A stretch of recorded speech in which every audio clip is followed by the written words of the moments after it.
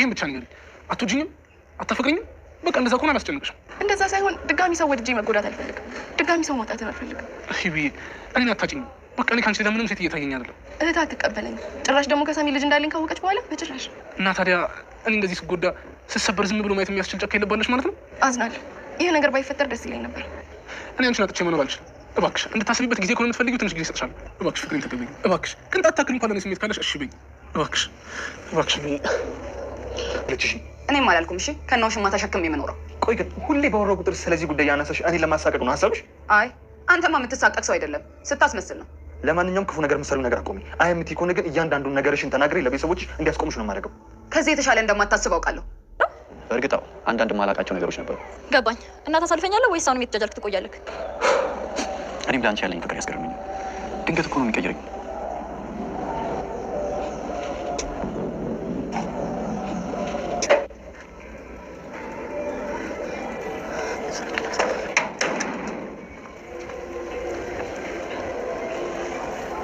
ሚኪና ሩት ወደ ነሳሮን ቤት የመጡበት ጉዳይ ተመሳሳይ ሆኖ ተገኝቷል።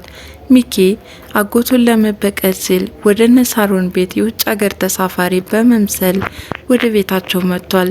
ሩትም የታገተ የእህቷን ልጅ ለማስለቀቅ ስትል ወደዛ ቤት በመግባት ብዙ መስዋዕትነትን ከፍላለች። አሁንም ሳሮን ከምትሄድበት የክፋት መንገድ መረጃዎችንና ዶክሜንቶችን ተከታትላ ለወንድሟ በማቀበል ከዚህ በፊትም እንዲከሽፍ እያደረገች ትገኛለች። አሁንም ቢሮዋ ድረስ በመግባት መረጃዎችን እየበረበረች ሳለ ሚኪም በተመሳሳይ ድርጊት ወደ ቢሮዋ በሚሄድበት ሰዓት ሩትን አግኝቷታል። ታዲያ ለምንድን ነው በመንገዴ አንቺ ግን እዚህ ድርጊትሽስ ለምን አታቆሚም እያላት ነው። ሩትም የመጣህበት ጉዳይ አሁን ላይ ግልጽ ሆኖልኛል። ሚኪ በዚህ ልክ በቀለኛ ትሆናለህ ብዬ አስቤ አላውቅም እያለችው ነው። እኔም ሩትን ሳውቃት ሰውን የምትበቀል አልነበረችም።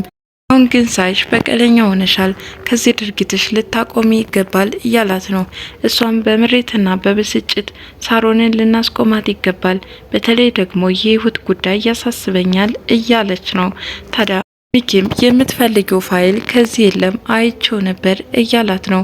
እንግዲህ አንዳንድ ጊዜ ቢሮዋ ዝግ በሚሆንበት ሰዓት እየመጣ ይፈትሸው እንደነበርና ሩት የምትፈልገውን ፋይልም ጠንቅቆ እንደሚያውቅ እየነገራት ነው። እኔ የምፈልገውን ፋይል በምን አወቅ? እንዴትስ ሊሆን ይችላል እያለችው ነው ሩትም። ሚኪም አስፈላጊ የሆነውን ዋና ፋይል ካልባሌ ቦታ እንደምታስቀምጠውም ጠርጥሯል። ታዲያ ይህንን ያገኘው ለታ ሳሮን ያልቅላታል እያለ ነበር። ሩትም ስታገላብጥ ከቆየች በኋላ የምትፈልገውን ፋይል ስላጣች በቃ እንውጣ ተባብለው እነሱም ይወጣሉ።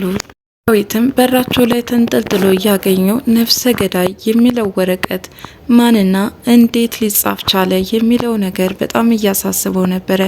ታዲያ ሳሚ ይመጣና ለምንድነው በዚህ ወረቀት የምትጨናነቀው?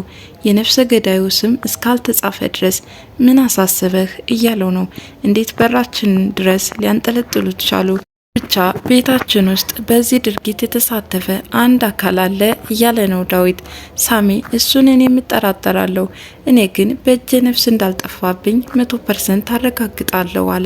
ብቻ የህይወት መታገት፣ የልጇ መጥፋት እንዲሁም ደግሞ የሳሮን ውሸት ብዙ ነገር እንድጠራጠር እያደረገኝ ነው። ለመሆኑ ግን ሩት የት ናት? ሳሚም ሩትን ትጠረጥራታለህ ማለት ነው እያለው ነበረ። ብቻ ከሁሉ ነገር ጥልቅ ስለምትል አሁን ላይ እሷ እያሰጋችኝ ትገኛለች። በትክክልም ጀግናኔ ብላ ነው ራሷን የምትቆጥረው። አዎ ጀግናማ የጀግና ዘር ናት አለ ዳዊትም እናትና አባቱን እያሰበ እህታቸው ያልሆነችውን ሩት። ሳሚ ግን የሚጠረጥረው ሳሮንን ነው። ሳሮን በጣም ለየት እያለች መታለች አለው። እሷ እንደዚህ ለመሆን እኮ አንተነ ምክንያቱ። በእርግጥ አውቃለሁ ጥፋተኛ ነኝ፣ ነገር ግን እኔ በእጄ ነፍስ እንዳልጠፋ አረጋግጥልሃለሁ፣ ንጹህ ነኝ አለው። ከዚህ ውጭ ግን ሳሮንና ህይወትን ስለበደልኳቸው ለሚመጣብኝ ቅጣት በጸጋ ለመቀበል ዝግጁ ነኝ አለ። በዚህ ምክንያት ከሳሮንና ከህይወት ጎን ለመሆን እየሞከርኩ ነው አለ። ዳዊትም ከህይወት ጎን ድረስ እንዳትል ከሚስት ጎን ግን መሆን ትችላለህ አለው። ሳሮን ልትሰማው እንዳልቻለች ጸባዋ እንደተቀየረበት ህይወትም በመካከላቸው ልጃቸው ስላለች ግዴታ መቆም እንዳለበት እየነገረው ነበር። ታዲያ ዳዊትም በዚህ ሰዓት በጣም ነው የተናደደው። አሁን ነው ወይ ልጅ ትዝ የምትልህ እስካሁን የት ነበርክ? በማለት ታዲያ ፍቅርህን መግለጽ ያልቻልክ አንተ ልፍስፍስ ወንድ ነህ በማለትም ሰድወታል። ይህ ንግግሩ ዳዊትን ወደ እልህ ውስጥ እንዲገባ አድርጎታል። ሳሮን ሚኪን ስለ እናቱ ደህንነት እየጠየቀችው ነበር። እናቱም ትዳሯን በማጣቷ እጅግ በጣም ልቧ እንደተሰበረ እየነገራት ነበር። ከሆነ በኋላ ሀዘን ማብዛቱ ጥሩ አይመስለኝም፣ አንተም ቢሆን ልትቆጣት ይገባል አለችው። ሚኪም የሚያሳዝነው ነገር በሚያምና በሰው እጅ ስለሞተ ሀዘኑ ከልብ አልወጣም አላት። ታዲያ ምን ማድረግ እችላለሁ አለች ሳሮንም። ማድረግ የምትችው እንዳይሞት ነበረ፣ ከሆነ በኋላ ምን ይደረጋል አላት። እሷን በመደናገጥ ምን አልከኝ አለችው። አይ ምን ማድረግ ይቻላል ለሞተ ሰው ብቻ እናትህ እኮ በጣም ነበር የምትወደኝ፣ በልጅነቴም ጨጨብሳ ትሰራልኝ ነበር አለችው። እሱም ምን ይደረጋል ታዲያ ባጎረስኩ ተነከስኩ ነው እንጂ እያለ በቅኔ የሳሮንን ነፍሰ ገዳይነት እየተናገረ ነበር። ወደ ክፍለ ሀገር ሄዳ ቤተሰቦቿንም ሆነ የሚኪን እናት በስራ ብዛት መጠየቅ እንዳልቻለችም እየነገረችው ነበር። ስራሽ ምን ያህል አደገኛ እንደሆነ ቢያውቁት እያለ ከራሱ ጋር እየተነጋገረ ነበር። ምን አልከኝ አለችው። የኤንጂኦ ስራ ምን ያህል አድካሚ መሆኑን እነሱ አልተረዱትም አላት። በዚህ ምክንያትም ብዙ ሰው እየተንጫጫብሽ ነው። ለማንኛውም ግን አንዱ የከፋ ጉዳት ሳያደርስብሽ ጥንቃቄ ልታደርግ ይገባል አላት። እሱስ ትክክል ነህ፣ እነሱ ሰርቃለውን ያላሰርቅም ስል ይኸው ትናንትና ጉዳት ደረሰብኝ። አይ ይህ እንኳን ቀላል ነው፣ ከዚህ ከፋ እንዳይደርስብሽ ተጠንቀቂ እያለ ካለችበት የክፋት ጉዞዋን ቢሆን ጠቆም ለማድረግ እየሞከረ ነበር። ህይወት እህቱ እንደሆነች ያልተረዳው ዳዊት በፍቅሯ ክንፍ ብሏል። ሊነግራት ብዙ ጊዜ ሞክሮ ነገር ግን አልተሳካለትም። ዛሬ ግን ፍቅሩን ሊገልጽላት ቆርጦ የተነሳ ይመስላል።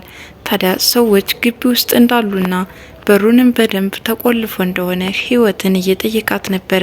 ህይወትም ምን ነው እኛ ስለ መንግስት ግልበጣ አናወራም እኮ፣ የምትናገረውን ነገር ደፈር ብለ ተናገር፣ ሁልጊዜ ልንገር ስትልና ታቋርጠዋለህ፣ ለምን ይሆን? በቃ ነገረኝ አለችው። እሱም ሂዊ እወድሻለሁ አለ እየተንቀጠቀጠ። ይህ እኮ በጣም ቀላል ነው፣ እኔም እወድሃለሁ እንደ ወንድሜ ነው የማይህ ትለዋለች። ዳዊትም ከእህትና ከወንድምነት ባለፈ መውደዱ የፍቅር እንደሆነ ይነግራታል። ይህን ጊዜ ትደናገጣለች። ህይወትም በእኔና ባንተ መካከል ያለው የፍቅር ግንኙነት ሳሮን ፍቃደኛ አትሆንም። በዛ ላይ ደግሞ ሁለተኛ አፍቅሬ መጎዳትም አልፈልግም። ያሳለፍኩትን ሁሉን ነገር ታውቃለህ። እኔ እንደዛ አይነት ነገር አልገባበትም፣ አይሆንም እያለች ነው። ዳዊትም በጭራሽ እንደዛ አታስቢ፣ እኔ ያስደስትሻለሁ። በእርግጥ የደረሰብሽ ነገር እንደዛ እንድታስቢ ቢያደርግሽም እኔ ግን እመኝኝ አስደስትሻለሁ። የሳሮን ጉዳይ ደግሞ ለእኔ ተይልኝ እወጣዋለሁ እያላት ነው። በመጨረሻም በጣም እየተጨናነቀችና ፍቅሩን እንዴት አድርጋ ማስተናገድ እንደምትችል በሀሳብ የተዋጠችም ትመስላለች። ዳዊት ግን የህይወቱ ብቸኛ ሴት እሷ እንደሆነችና እሷን አጥቶ መኖር እንደማይችል እየገለጸላት ነበር። ሆንም እንደተለመደው ለስራ ባልደረቦቿ በመደወል ሰውየው ከሞተ ከረጅም ዓመት በኋላ ማን እንደዛ አይነት ነገር ሊያደርግ ይችላል? በፍጥነት አጣርታችሁ ንገሩኝ እያለች ስልክ እያወራች ነው።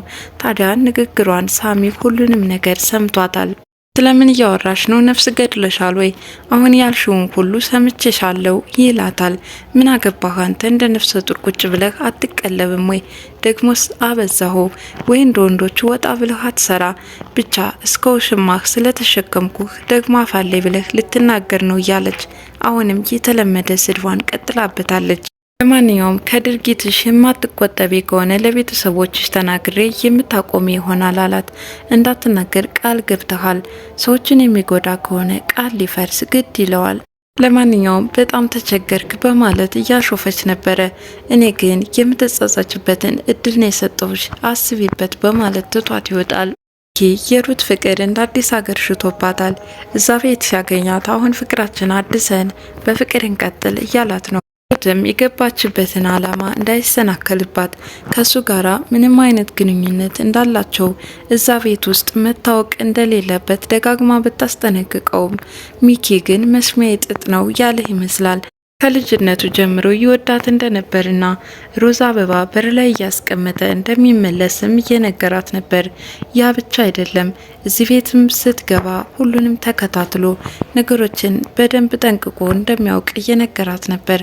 ሩት አሁንም እንዲሁ እየተጃጃልክ ነው የምትቆየው፣ እባክህ ልሄድበት መውጣት እፈልጋለሁ እያለችው ቢሆንም እሱ ግን በሩን ዘግቶ የፍቅር ገለጻውን ቀጥሎበታል። በጣም ነው የምወድሽ የማፈቅርሽ፣ አሁንማ በቃ እያገረሸብኝ ነው፣ ምንም እንኳን አንቺ እርሳኝ ብትይኝም እኔ ከውስጤ ማውጣት አልችልም እያለ እየተጠጋትም ሳታስበው ሳማት። ህይወት መስኮት ላይ ቆማ ሁሉንም ነገር ትከታተል ነበረ። ሲስማት ስትመለከት ግን መስኮቱን ወዲያውኑ ዘጋችው። ሁለታቸውም ከኋላ ዘወር ሲሉ መስኮቱን በድንጋጤ እየዘጋችው እንደነበረ ይመለከቷታል። ሁለታቸውም መታየት ጀመሩ። ታዲያ ሩትም ዞር በልልኝ በማለት ሚኪን ገፍትራው ወደ ውጭ ትወጣለች። ሚኪም ህይወት ስለተመለከተቻቸው እጅግ በጣም ተደናግጧል።